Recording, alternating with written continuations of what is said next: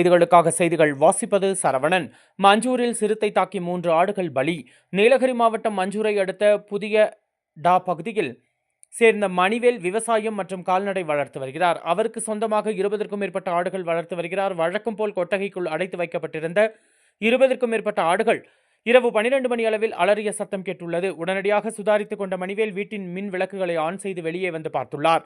2 கொட்டகைகள் உள்ளதால் வீட்டின் முன்பாக உள்ள கொட்டகை திறந்து பார்த்து சென்றுள்ளார். மீண்டும் விடியற்காலை 5 மணி அளவில் அதிக சத்தத்துடன் ஆடுகள் கத்தியதைக் கண்டு 2 கொட்டாய்க்கும் சென்று பார்த்ததில் 10 ஆடுகள் அடைத்து வைத்திருந்த ஒரு ஆட்டின் கொட்டாய்க்குள் ஒரு ஆடு உயிரிழந்த நிலையிலும் 2 ஆடுகள் இரத்த வெள்ளத்தில் உயிருக்கு போராடிய நிலையிலும் 2 ஆடுகள் சிறுத்தை இழுத்துச் சென்றுள்ளது. மற்ற ஆடுகள் அச்சத்துடன் இருந்ததையும் கண்டு அதிர்ச்சியடைந்தார். உடனடியாக வனத்துறையினருக்கு தகவல் தெரிவித்தார்.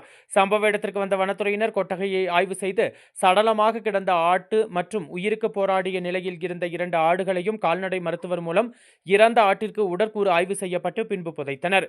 கொட்டாயிலிருந்து அருகே உள்ள தேயிலை தோட்டத்தில் அதிக இரத்த கசிவுகள் காணப்பட்டது. இழுத்துச் சென்ற மற்ற 2 ஆடுகள் வேறு ஏதாவது பகுதியில் போடப்பட்டுள்ளதா என்று வனத்துறையினர் சென்று பார்வையிட்டனர். மறைவான இடத்தில் ஆட்டை தின்றதும் அதிகமான ரத்தங்கள் இருந்தன. மற்ற ஒரு ஆட்டை இழுத்துச் சென்றுள்ளது. அதிகமான இடங்களில் சிறுத்தையின் கால் தடம் பதிந்துள்ளது. வனத்துறையினர் பார்வையிட்டனர். மீண்டும் சிறுத்தை வராமல் இருக்க நடவடிக்கை எடுக்க வேண்டும் என்று அப்பகுதி பொதுமக்களும் வனத்துறையினருக்கு கோரிக்கை விடுத்துள்ளனர்.